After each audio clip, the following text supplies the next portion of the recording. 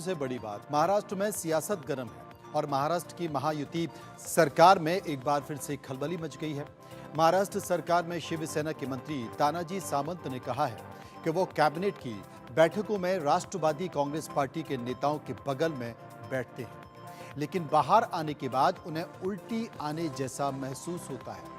सावंत के इस बयान पर अजीत पवार की पार्टी एनसीपी ने भी तीखी प्रतिक्रिया दी है। हालत यह है कि एनसीपी ने महाराष्ट्र सरकार से अलग अलग होने की धमकी दे दी है। हालांकि इस मामले पर बीजेपी फिलहाल कोई बयान देने से बच रही है। तानाजी सावंत के बयान से नाराज एनसीपी ने कहा है कि इस तरह की टिप्पणियों को सहने से बेहतर है कि हम सरकार को छोड़ दें। मामला गुरुवार को उठा था। धाराशिव में एक कार्यक्रम में बोलते हुए स्वास्थ्य मंत्री सावंत ने खुद को कट्टर शिव सैनिक बताया और कहा कि उनकी एनसीपी नेताओं के साथ कभी नहीं बनी है। अजीत पवार गुट के एनसीपी प्रवक्ता उमेश पाटिल ने कहा है कि अपने वरिष्ठ नेताओं से उनका अनुरोध है कि ऐसी टिप्पणियों को सुनने की बजाय महायुति छोड़ दें। उन्होंने दो विकल्पों की बात की है। बोले कि या तो तानाजी सावंत को बर्खास्त किया जाए या फिर हम गठबंधन ही छोड़ दें। इधर महायुति सरकार में टीका टिप्पणी पर विपक्ष चुटकी ले रहा है।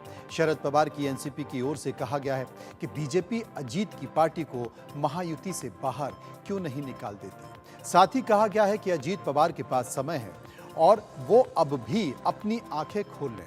इतना ही नहीं, शरद पवार की एनसीपी के प्रवक्ता महेश तपासे ने दावा किया है कि अजीत पवार ने अपना आत्मसम्मान खो दिया है और एनसीपी के साथ गठबंधन को लेकर शिंदे के नेतृत्व वाली सेना के भीतर असंतोष बढ़ रहा है। तपासे ने कहा है कि उन्होंने कभी नहीं सोचा था कि अजीत दादा, जो कभी एनसीपी के भीतर बहुत ज्यादा सम्मान रखते थे, वो सत्ता के लिए अपने आत्मसम्मान से समझौता कर लेंगे। तपासे ने कहा है कि सावंत की टिप्पणी ने अजीत की राजनीतिक स्थिति को प्रभावी रूप से खत्म कर दिया है।